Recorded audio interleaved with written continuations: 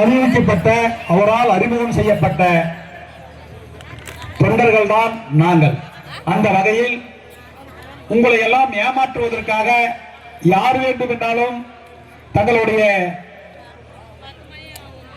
தங்களுக்கான லாபத்தை ஈட்டுவதற்காக பொய்யான கருத்துக்களை சொல்லி வருவார்கள். அவர்களை எல்லாம் நீங்கள் நம்பி ஏமாந்து விடக்கூடாது. ஏனென்று சொன்னால் இன்னைக்கு அம்பேத்கரை நாம் பார்த்ததில்லை, தந்தை பெரியாரை நாம் பார்த்ததில்லை. ஆனால் வாழும் புரட்சியாளராக இன்னைக்கு நடமாடும் பெரியாராக இன்னைக்கு தலைவர் எழுச்சி தமிழர் அவர்கள் இருக்கிறார். அவரின் வழியில் நாம் பயணிக்க வேண்டும். இன்றைக்கு அம்பேத்கர் எழுதிய சட்டம் இல்லை என்று சொன்னால் நாம் நடமாடி இருக்க முடியாது. நாம் இன்று இவ்வளவு பெரிய பொதுக்கூட்டத்தை வச்சு நடத்த இருக்க முடியாது. பெரியார் வாங்கி கொடுத்த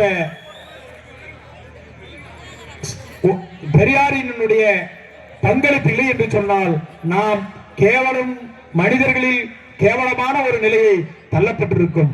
அந்த நிலையெல்லாம் மாற்றியது தந்தை பெரியார் அவர்களும் புரட்சியாளர் அம்பேத்கர் அவர்களும்.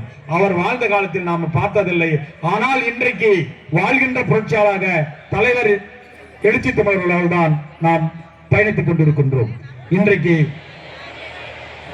இருக்கின்ற அரசியல் சூழ்நிலை தலித்துகளை வைத்துதான் பகடைக்காயாக பயன்படுத்திக் கொண்டிருக்கிறார்கள். அந்த எங்கு சென்றாலும் இந்த ஊரில் அந்த கட்சிக்கு போயிட்டாங்க, இந்த கட்சிக்கு போயிட்டாங்க ஒரு பொய்யான புரட்டை சொல்லிக்கொண்டு மக்களை ஏமாற்றுவதும் அவர்கள் செய்கின்ற குற்றங்களை மறைப்பதற்காகவே நம் மீது பழி சொல்லுகிறார்கள்.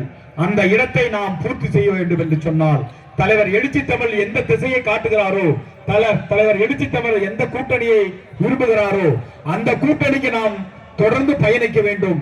ஏனென்று சொன்னால் நம்மை திராவிட முன்னேற்ற கழகம் இன்றைக்கு தலைவர் என்ன சொல்லுகிறாரோ அதை செய்வதற்கு தயாராக இருக்கிறது.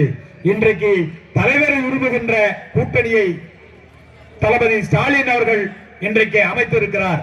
ஏனென்று சொன்னால் இந்த கூட்டணியில் உள்ள புதிதாக வருகின்ற விரும்புகிறவர்கள் கூட தலைவருடைய ஒப்புதல் கிடைக்காததனால் அவர்களை எல்லாம் வேண்டாம் என்று கதவை சாத்தி விட்டார்கள். அவருடைய கரத்தை வலுப்படுத்த வேண்டும் என்று சொன்னால் நாம் தலைவரினுடைய கண்ணசைவுக்கு கட்டுப்பட்டு ஒவ்வொருவரும் தலைவராக பார்க்க வேண்டும்.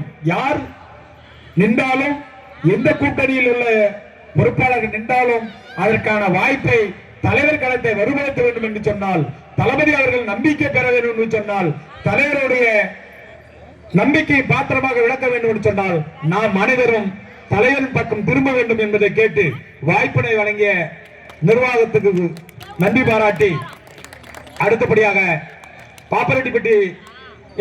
பாலக்கோடு சட்டமன்ற மாவட்ட செயலாளர் அருமை சகோதரர் ராஜகோபால் அவர்களை சுருக்கமாக